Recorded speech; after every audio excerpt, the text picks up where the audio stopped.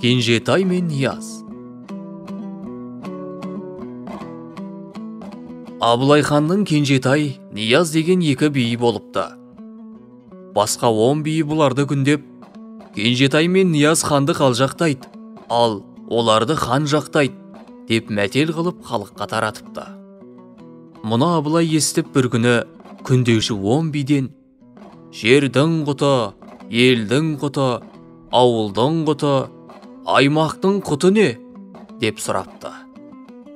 Билер бұл сұраққа тосылып қалады. Сөйтіп отырғанда Кенжетай мен Нияз келіпті. Келіп отырысымен Абылай, белдеріңді шешпес бұрын мына жұмбақты шешіңдер, деп әлгін айтыпты.